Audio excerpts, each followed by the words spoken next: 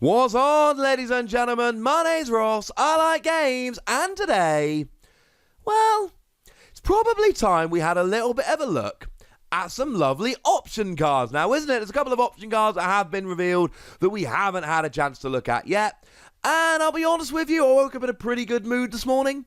I think today is an excellent time to go and head off and look at some option cards coming out in the upcoming Great Legend expansion. And given that I'm kind of in charge of what's on this channel, because I'm making all the videos, I think we'll look at some lovely new option cards today now, won't we?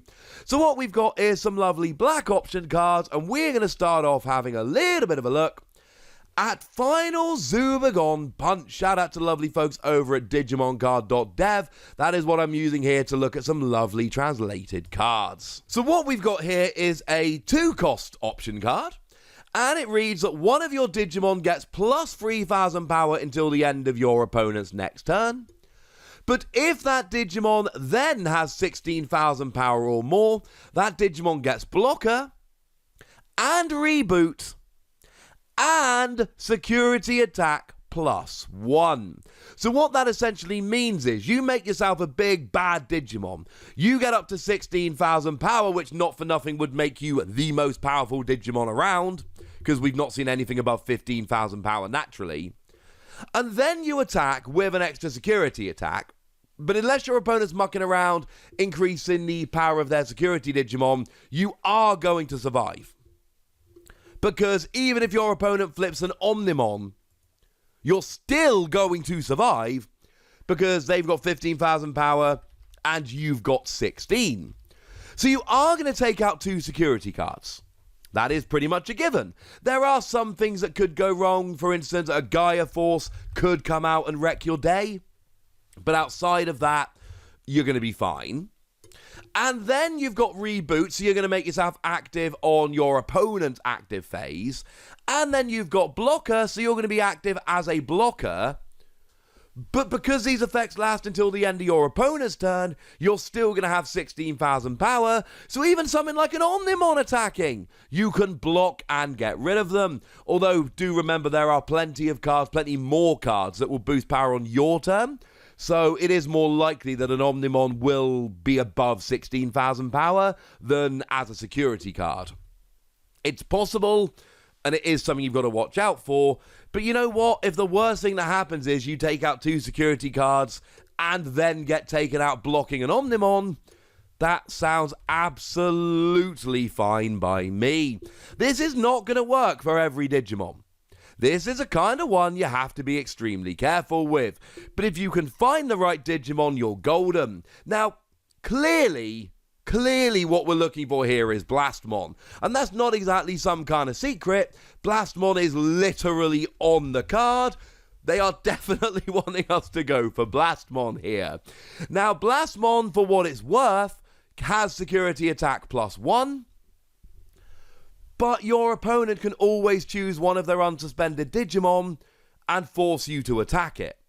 So you've got security attack plus 1. This card will give you security attack plus 2. You should be taking out 3 security cards, especially because you'll then be 16,000 power. But any of your opponent's unsuspended Digimon can block and you don't take out any security cards. That second skill on Blastmon is still stressing me out here. Because what you've got is a 16,000 power Digimon with security attack plus 2 that is going to be able to hit through any security card, but you're letting any of your opponent's Digimon block you. Boo!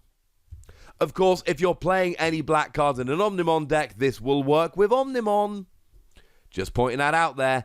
And Omnimon would then have security attack plus 1. And you've got that skill that put a level 6 in your hand to make yourself active again, which will then allow you to attack a second time with security attack plus 1.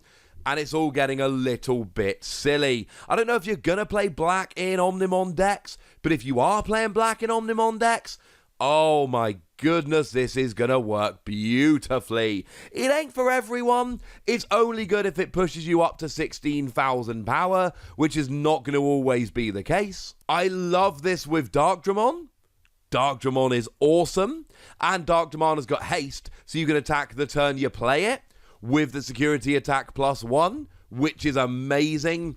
But the problem is that Darkdramon has got 11,000 power, so you're going to have to find yourself a way of boosting up by 2,000 power, as well as playing this card and playing Darkdramon, and it's asking a lot at that stage. But we do have another lovely black card we can have a little bit of a look at here, another lovely black option card, and what we've got is the free cost Dark Roar.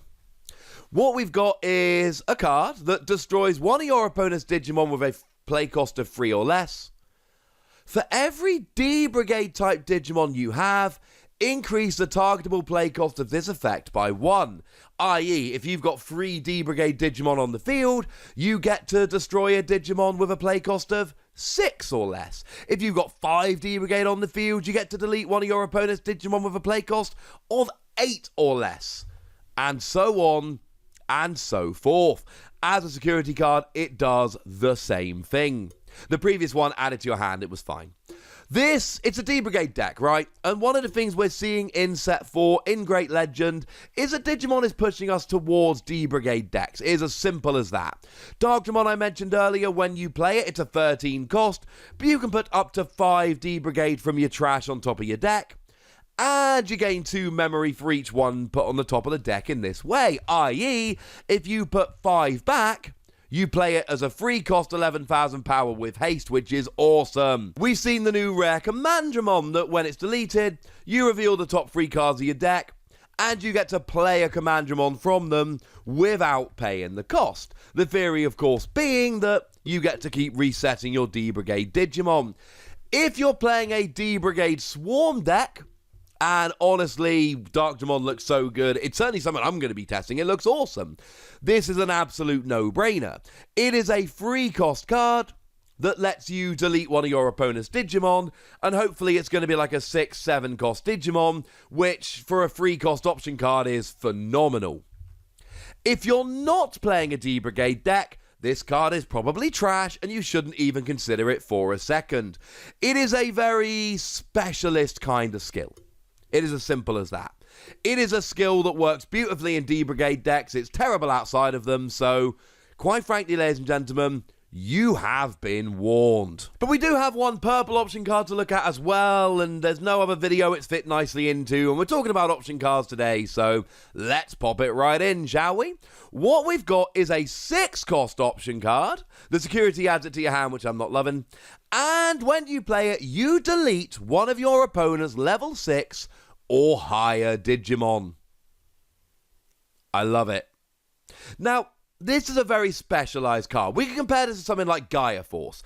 Gaia Force is an 8-cost option card, which just deletes any Digimon. Although it is worth pointing out that this will work the same as a security card, which is why Gaia Force is so gosh darn good. It's an expensive card, but when you add in the security skill, it is absolutely worth it. This, you add it to your hand, but then again, it's kind of good in a way, because your opponent isn't always going to have a level 6 or higher Digimon, so having a security skill that puts it in your hand so you can wait so that when you do, it works beautifully, I do like very much indeed. But the fact of the matter is, this is a silver bullet to big bad Digimon. The fact of the matter is, Gaia Force, if you're using it to delete a level 4 Digimon, you're not getting full value out of that card. You really want to be using it to delete a level 6 or 7 Digimon. If you play down Hell's Gate, and it's a 6-cost card that lets you take out an Omnimon, that is amazing. If you use it to take away, I don't know, a War Greymon that's got both Reboot and Blocker, so every turn it's blocking, and then it's becoming active, and then it's attacking, and then it's becoming active, and so on and so forth, that's clearly a really good thing. Or maybe it's a War Greymon, and you got security attack +1, and it doesn't activate security skills on option cards, whatever. There's so many good level 6s and 7s around. We see decks like Rookie Rush, but most of the time here, you're building up to your level 6s and level 7s. They are your best cards. They are the ones you want to keep in play. And this is basically a card which comes around and says, right, well, now you don't anymore. This isn't going to work like you wanted it to. Ha ha ha. Ha ha ha. It is a great card. It is a perfect card? No. It is a 6-cost card that sometimes just isn't going to work. And that's okay. If you're playing this card, it's essentially a card that's going to get stashed into your hand. And you're going to hold it. And you might be holding it for multiple turns. It might be several turns that you're actually holding this card. But then there is going to come a point where it works. And that is going to be a thing of absolute beauty. It's not always going to work. It's not always going to be perfect. There are going to be plenty of times where you draw this card and you essentially just sit and chill, because you are not really achieving anything by playing it. And you might literally not be allowed to play it. There might not be any targets. But sooner or later, against the majority of decks, there is going to be a turn where this is just going to win you the game, or if not win you the game, put you in a phenomenal position. And at that stage, yes. All of the yes. So that's what I think about these new option cards, ladies and gentlemen, but I would very much like to know what you think about these new option cards. So, let me know in the comment section, would you? Go nuts!